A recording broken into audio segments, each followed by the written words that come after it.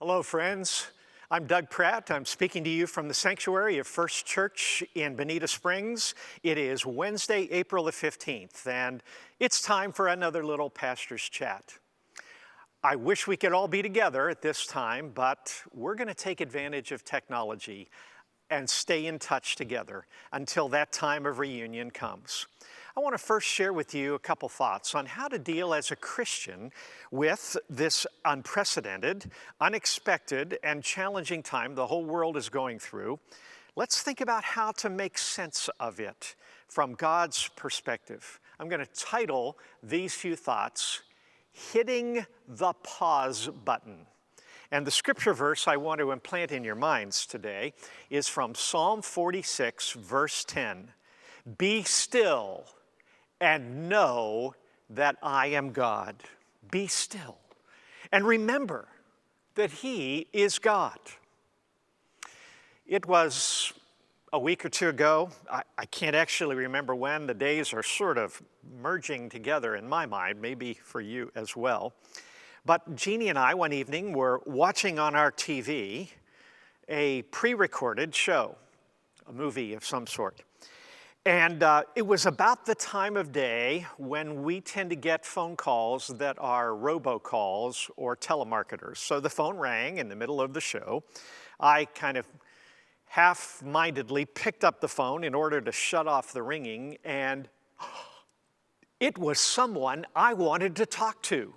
So I had to quick reach and hit the pause button on the television remote so that I could hear this person's voice. Keep that image in mind for a minute.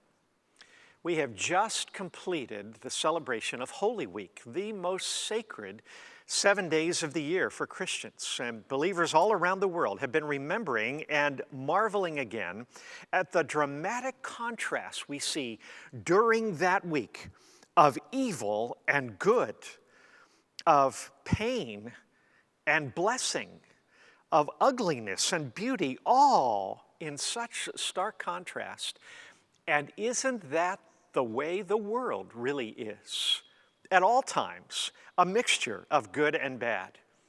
We can certainly see in a current crisis going on, the coronavirus epidemic, some obvious examples of evil and pain, such as a number of deaths. Many of them, perhaps, were people who would have passed away due to health issues, as Dr. Birx likes to say very euphemistically, comorbidity factors.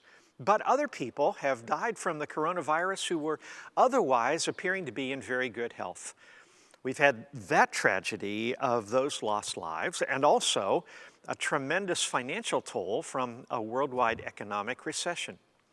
You can see the bad, but the good, the blessings, often have to be looked for a little more closely or allow time to bring them out.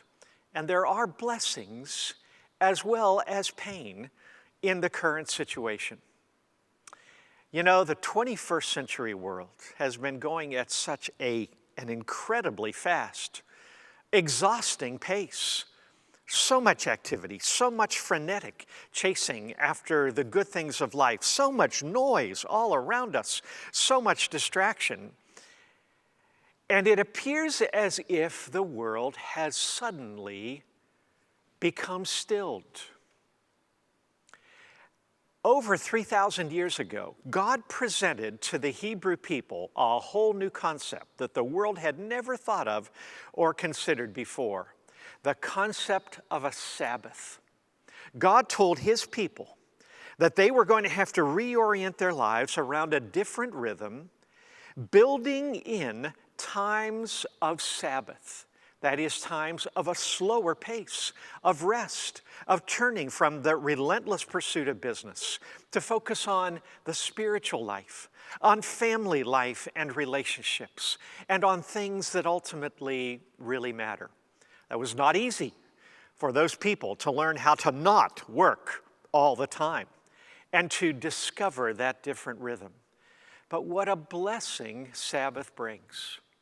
Is it possible that in the world so busy and so caught up, God has provided a Sabbath, unplanned and unexpected, but one that allows us to slow down the pace. Is it possible that for you and for me, God is giving us these days to help us get in touch again with the things that matter? Is it possible that God has pressed the pause button so that we can hear Him better?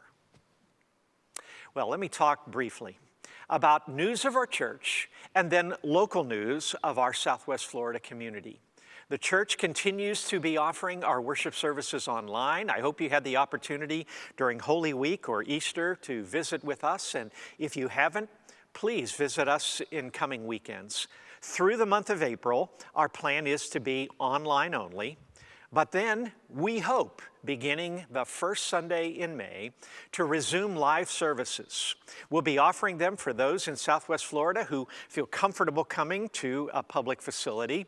The entire sanctuary and center point will be open. And even if we have 500 people come to our church at 10 o'clock that morning of April the 3rd, we'll have plenty of room to socially distance within our big sanctuary and yet to be able to worship God together as the gathered people of God. This will, of course, depend upon government guidance and restrictions that may be in place, but that is our plan. Let me say a word of thanks to all of you who have surprisingly been so supportive of our church financially through giving online and through sending checks to the church.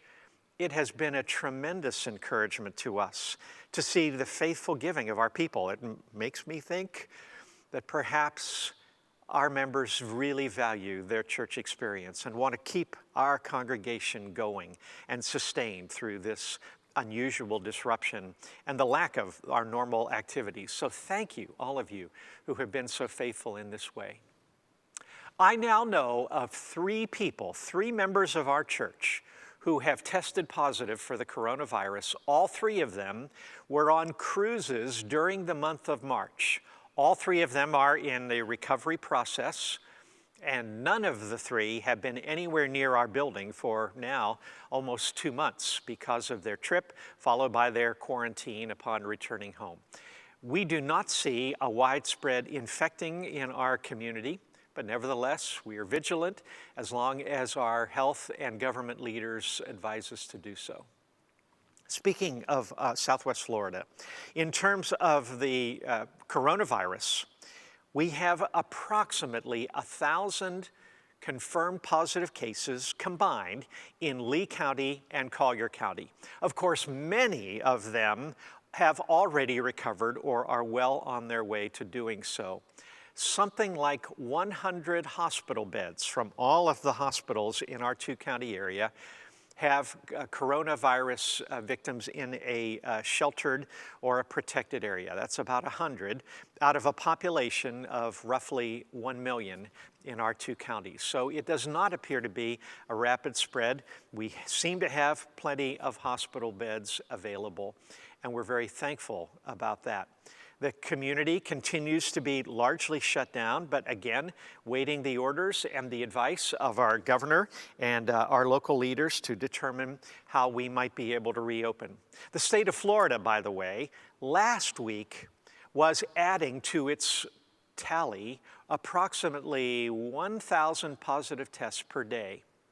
The last 2 days, that is Monday and Tuesday of this week, positive tests in Florida have been roughly 300. So if that is correct evidence, it appears that we have maybe reached the peak and started down the other end of the curve. That's what's happening here. What's happening where you are?